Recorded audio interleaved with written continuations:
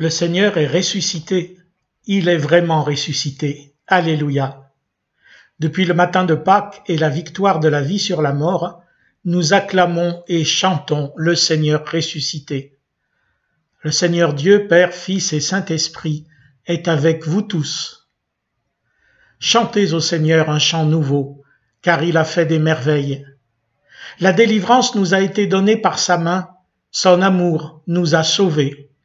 Acclamez le Seigneur, terre entière, sonnez, chantez, jouez, jouez pour le Seigneur sur la cithare et sur tous les instruments.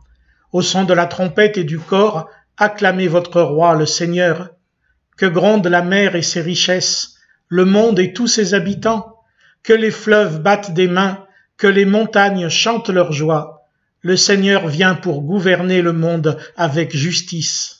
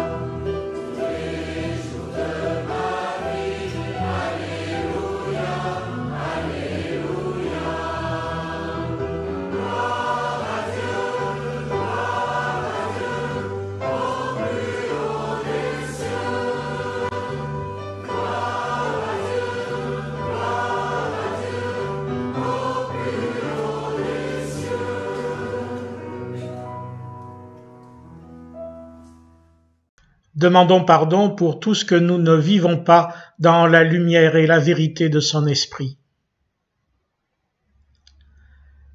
Chantez au Seigneur un chant nouveau, car il a fait des merveilles. Pourtant, dans la vie, nous n'avons pas toujours à cœur de chanter, et nous nous demandons parfois où sont-elles les merveilles de Dieu. Seigneur notre Dieu, nous implorons ta miséricorde. Ouvre-nous à ton souffle, qu'il nous inspire la mélodie du chant nouveau et nous ouvre à tes merveilles. Dieu vivant, écoute et prends pitié. Amen. Frères et sœurs, Dieu vous pardonne. La plus grande de ces merveilles est la résurrection de son Fils. Que toute notre existence chante au Seigneur qui fait toutes choses nouvelles. Dieu très bon, tes œuvres te bénissent et les cieux chantent ta gloire. Donne-nous d'unir nos voix à l'assemblée de ceux qui te louent, que notre vie entière soit un hymne à ta magnificence, aujourd'hui et pour les siècles des siècles. Amen.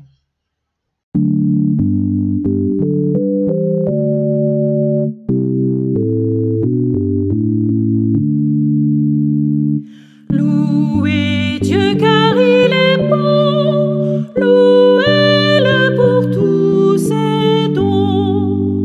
Sa bonté durera toujours, éternel est son amour.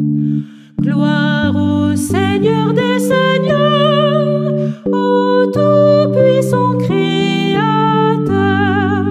Sa bonté durera toujours, éternel est son amour. Ses ouvrages sont parés de sagesse et de beauté. Sa bonté durera toujours, éternel est son amour. Gloire au Père, au Dieu très saint, sa parole est notre pain. L'Esprit Saint fera germer le grain par le Fils semé. Au psaume 136, écoutons quelques versets. Célébrez l'Éternel, car il est bon, car sa bienveillance durera toujours. Célébrez le Dieu des dieux, car sa bienveillance durera toujours. Célébrez le Seigneur des seigneurs, car sa bienveillance durera toujours. Célébrez celui qui seul fait de grands miracles, car sa bienveillance durera toujours. Celui qui frappa les Égyptiens dans leur premier-né, car sa bienveillance durera toujours. Et il fit sortir Israël du milieu d'eux, car sa bienveillance durera toujours. Celui qui conduisit son peuple dans le désert, car sa bienveillance durera toujours. Celui qui frappa de grands rois, car sa bienveillance durera toujours. Et donna leur pays en héritage, car sa bienveillance durera toujours. En héritage à Israël son serviteur, car sa bienveillance durera toujours. Celui qui se souvient de nous quand nous étions abaissés, car sa bienveillance durera toujours, et nous délivra de nos oppresseurs, car sa bienveillance durera toujours. Celui qui donne du pain à toute chair, car sa bienveillance durera toujours. Célébrez le Dieu des cieux, car sa bienveillance dure à toujours.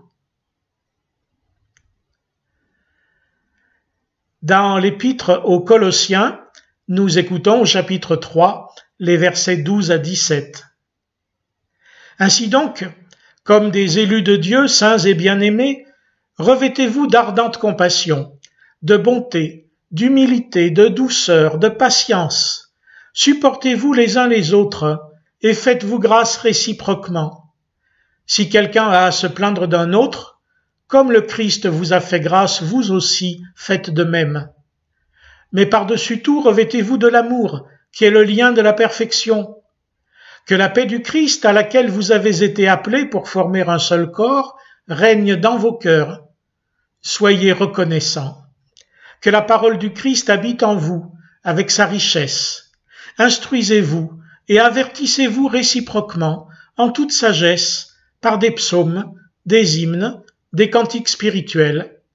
Sous la grâce, chantez à Dieu de tout votre cœur. Quoi que vous fassiez en parole ou en œuvre, faites tout au nom du Seigneur Jésus, en rendant grâce par lui à Dieu le Père.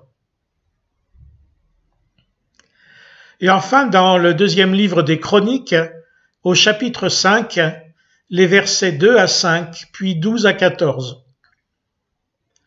Salomon assembla à Jérusalem les anciens d'Israël et tous les chefs des tribus, les responsables de famille des Israélites, pour faire monter l'arche de l'alliance de l'Éternel depuis la cité de David, qui est Sion.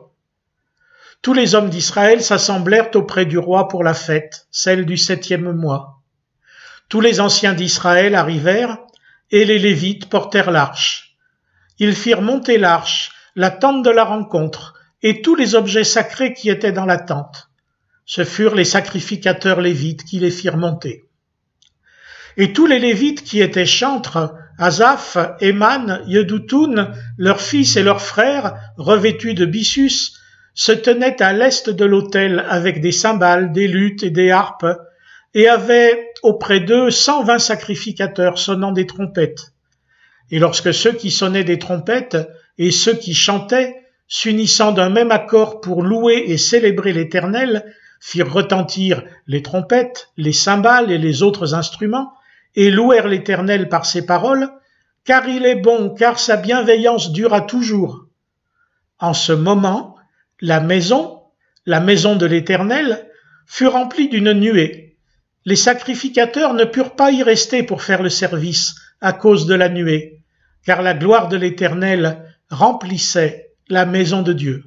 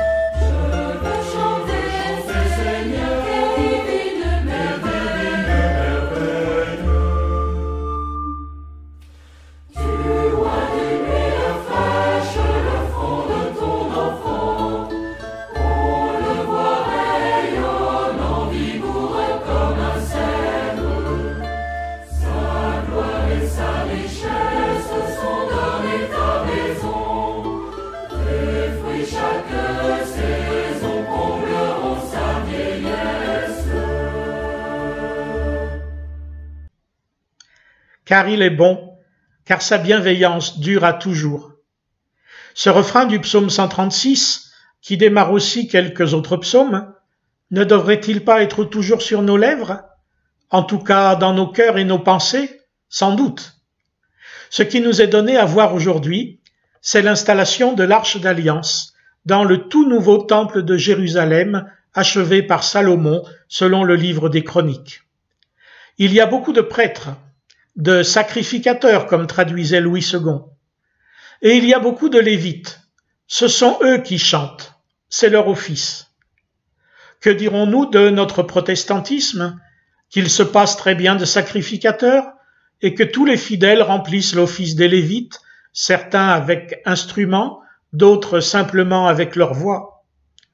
Ce serait déjà une bonne définition de l'Église et de pourquoi les cérémonies religieuses ne peuvent pas se passer seulement par Internet ou bien à la maison. Certes, nous n'avons pas besoin d'aller au temple pour prier, nos temples ne servent pas à ça. Mais comment notre cœur pourrait-il chanter? Je veux dire, comment l'Église pourrait-elle faire entendre la louange de son Dieu si elle ne se réunissait pas? Je puis égoïstement me passer d'y participer, rester chez moi. Je puis même tâcher de me justifier en prétextant l'indignité des autres chrétiens. Mais c'est alors que j'aurai sans doute besoin de me regarder un peu mieux moi-même. Vous savez, l'histoire de la paille et de la poutre. Non, pas d'autre excuse que mon orgueil si je ne participe pas au chant commun, c'est-à-dire simplement à la vie de l'Église, à son culte, à ses rencontres spirituelles ou fraternelles, etc. L'Église alors existera sans moi, chantera sans moi, même si mon absence s'y fait sentir, même si mes frères et sœurs doivent se contenter que je leur manque. Vous me direz que l'Église n'est pas une chorale, certes, et c'est bien de l'Église que je vous parle, pas de la chorale. C'est bien de la communauté, de la nécessaire communauté. Oh, pas nécessaire à mon salut, c'est vrai, mais nécessaire à mon témoignage, nécessaire à mon éducation, nécessaire à faire de moi un adulte dans la foi, ce dont j'ai bien besoin tout au long de ma vie. J'ai bien besoin de mes frères et sœurs tout au long de ma vie. Et dire que certains d'entre eux me privent de ceci. D'aucuns argueront alors de leur propre indignité. Ils ne savent pas prier, pas lire la Bible, n'ont pas les moyens de verser une offrande, n'aiment pas manger en collectivité, bref, ne savent pas bien ce qu'ils pourraient apporter aux autres ou recevoir d'eux. Qu'ils se rassurent, à peu de choses près, leur pasteur est comme eux. Et jusqu'à maintenant, ça ne l'a pas empêché justement de prier mieux avec les autres que seul, de mieux comprendre la Bible en la leur présentant, de verser ce qu'il peut au budget de la paroisse et de bien profiter avec d'autres de la nourriture préparée par de meilleurs cuisiniers que lui. Tout comme d'ailleurs, je chante beaucoup moins faux depuis que des chorales me supportent en leur sein. Les Lévites du temple de Jérusalem étaient spécialisés. Chaque groupe avait un instrument particulier. Il en est de même en Église. Relisez Romains 12 et 1 Corinthiens 12. Si Dieu a fait de chacun de nous ce qu'il est, c'est pour qu'il en joue au bénéfice de tous. C'est pour que chacun soit utile à tous. Il ne s'agit pas en fait d'avoir un instrument, mais d'être un instrument. Comme dans une chorale plutôt que dans un orchestre. Je ne sais pas qui est ou sera une trompette, une cymbale, ou même pour utiliser ces mots de la Bible dont je ne sais pas à quoi ils correspondent, une guitite, un chalumeau. Je ne sais pas. Mais Dieu sait. Dieu connaît ce qu'il a donné à chacun, afin que personne dans l'Église n'ait le droit de dire qu'il n'a reçu aucun don. Bien sûr, tout le monde n'a pas un ministère à exercer, formé et reconnu, mais que chacun donc s'examine soi-même afin de discerner le corps, comme Paul l'écrivait à propos de la scène, qui est le repas qui nous constitue comme Église. Que chacun devant Dieu puisse se demander tout au long de sa vie à quoi Dieu l'appelle maintenant. Qu'est-ce que Dieu a fait de lui ou d'elle afin que les autres puissent en profiter? Vous me direz aussi, le but de la vie chrétienne est-il donc de s'enfermer dans l'Église avec les autres qui sont comme moi afin de nous couper de la vraie vie? Certes pas. D'ailleurs, notre texte nous le dit clairement. Alors même que nous sommes réunis pour chanter et louer Dieu, sa présence se manifeste et elle nous pousse dehors. Ainsi les prêtres n'ont-ils plus de place au temple et se retrouvent-ils dehors? Car si les chrétiens, qui sont tous rois et prêtres, ont besoin de se réunir pour ensemble acclamer le seul roi, l'unique prêtre qui a donné sa vie pour tous, c'est pour pouvoir, nourris de lui et de sa parole, se retrouver dehors, dans le monde, afin de témoigner de lui en parole et en acte, par amour et service de ceux qui ne le méritent pas plus que nous, mais qui en ont tout autant besoin. Nous ne brillerons bien, toi dans ton coin sombre et moi dans le mien, que si nous y avons pris des forces, et ceci ne se fait qu'ensemble, qu'en Église, tout comme la Sainte Seine ne se prend qu'ensemble, en Église, et non pas derrière sa télé ou son ordinateur. Nous vivons actuellement un temps de jeûne, non pas forcément dans notre relation personnelle à Dieu, mais dans notre relation communautaire à Dieu. Je dis bien relation communautaire à Dieu et non pas d'abord les uns aux autres. Ce n'est pas moi qui suis l'épouse du Christ, mais c'est l'Église dont je ne suis qu'un membre spécialisé. Ma relation à Dieu n'est satisfaisante qu'en tant que membre de l'Église. N'est-ce pas le sens de ne célébrer des baptêmes que lors des cultes de la paroisse? S'il m'adopte par son baptême, c'est pour me faire entrer dans sa famille, pas pour me laisser seul dans mon coin. C'est pour que, pierre vivante, je sois là lorsque la gloire de l'Éternel remplit la maison de Dieu, cette maison qui n'est pas moi seul, mais l'Église rassemblée.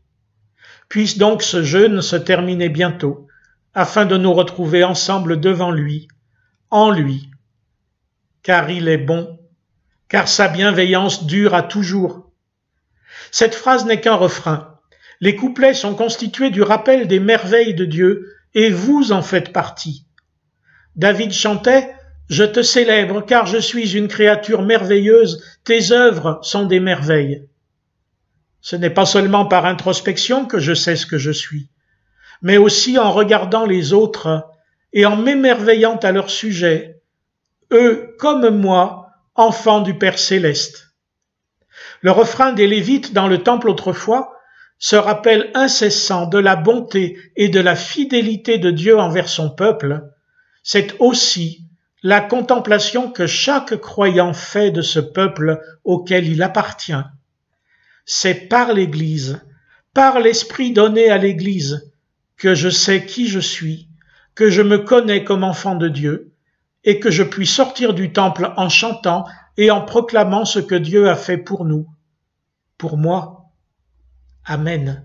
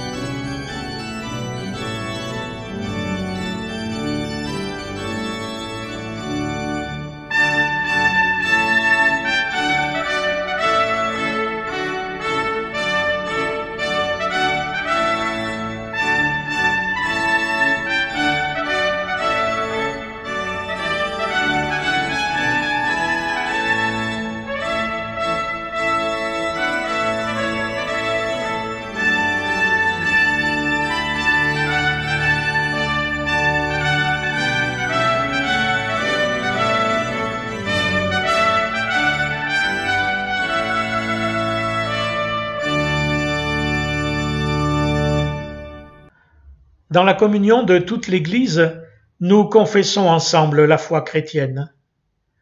Je crois en Dieu, le Père Tout-Puissant, Créateur du ciel et de la terre. Je crois en Jésus-Christ, son Fils unique, notre Seigneur, qui a été conçu du Saint-Esprit et qui est né de la Vierge Marie. Il a souffert sous Ponce Pilate, il a été crucifié, il est mort, il a été enseveli, il est descendu aux enfers. Le troisième jour, il est ressuscité des morts, il est monté au ciel, il siège à la droite de Dieu, le Père Tout-Puissant. Il viendra de là pour juger les vivants et les morts. Je crois en l'Esprit Saint, je crois à la Sainte Église universelle, la communion des saints, la rémission des péchés, la résurrection de la chair et la vie éternelle. Amen.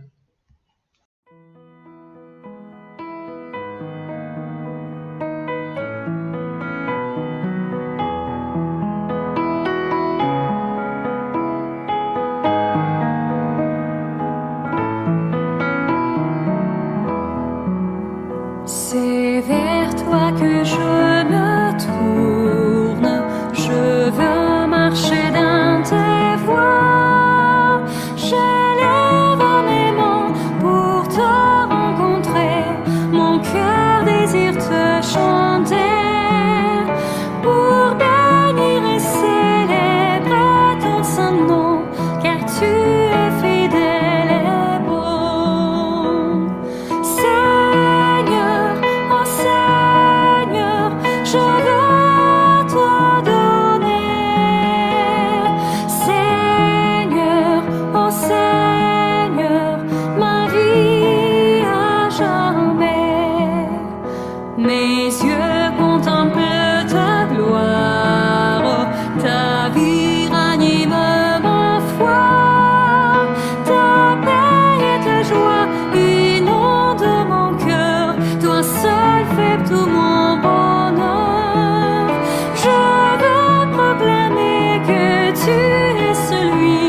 qui chaque jour nous bénit.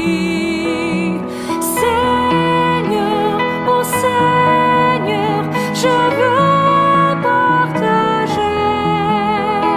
Seigneur, oh Seigneur, ton éternité.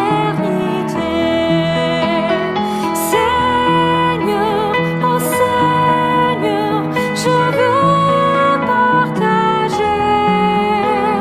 Seigneur, oh Seigneur, ton éternité.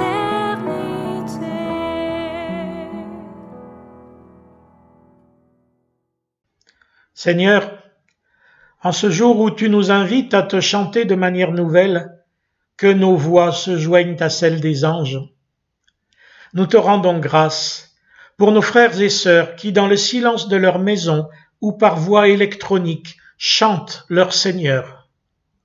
Nous te rendons grâce pour les compositeurs et les poètes, les musiciens et les chanteurs qui offrent leur talent pour faire monter vers toi notre prière, en particulier dans notre paroisse, pour Annick, Franck, Michel, Raphaël, Rosette. Nous te rendons grâce pour les personnes qui, malgré le confinement et les épreuves de la vie, n'ont pas perdu leur voix. Dans le silence, nous te confions, Père, les gens et les situations qui nous tiennent particulièrement à cœur.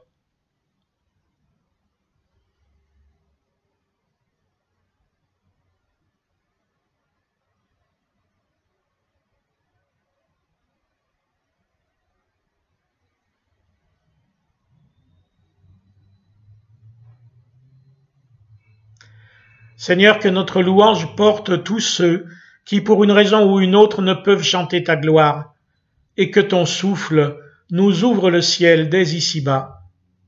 Seigneur, exauce la prière de tes enfants que nous t'adressons ensemble par Jésus-Christ, ton Fils, notre Seigneur.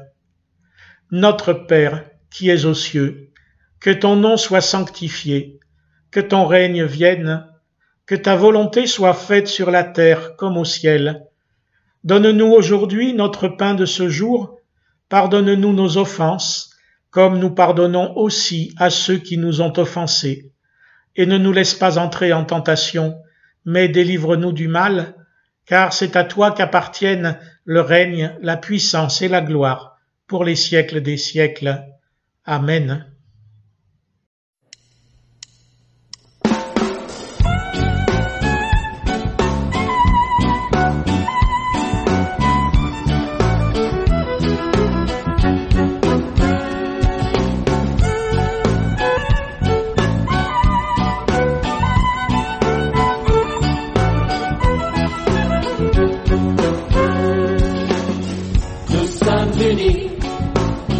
Dans la famille, car Dieu nous lie à toujours par une chaîne d'amour.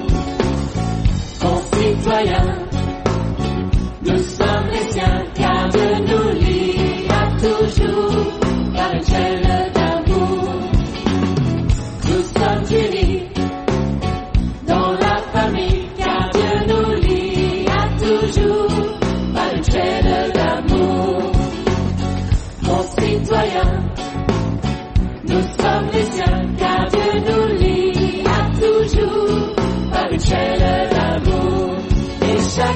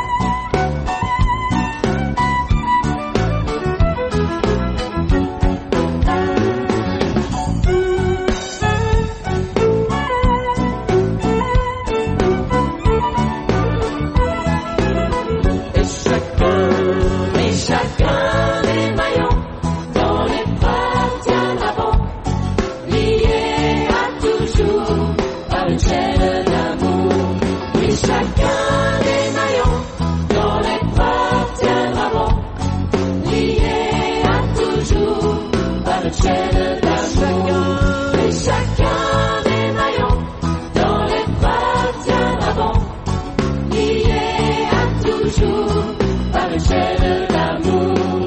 Oui, chacun des maillons dans l'épreuve tiendra bon, lié à toujours par une chaîne d'amour. Lié à toujours par une chaîne d'amour. Lié à toujours par une chaîne d'amour.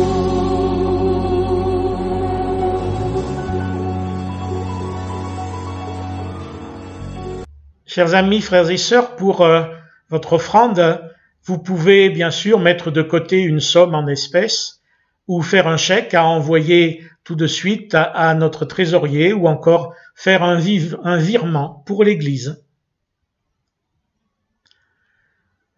Seigneur notre Dieu, nous avons été nourris de ta parole, grâce te soit rendue. Éveille en nous le désir de te louer sans fin et de chanter ta gloire aujourd'hui et à jamais. Amen. Recevez, chers amis, la bénédiction de notre Dieu. Que la grâce, que le Dieu de toute grâce, qui vous a appelé à sa gloire éternelle en Jésus-Christ, vous affermisse, vous fortifie et vous rende inébranlable. Il vous bénit, celui qui est Père, Fils et Saint-Esprit. À lui le règne et la gloire pour les siècles des siècles. Amen. Bon dimanche et bonne semaine à chacun.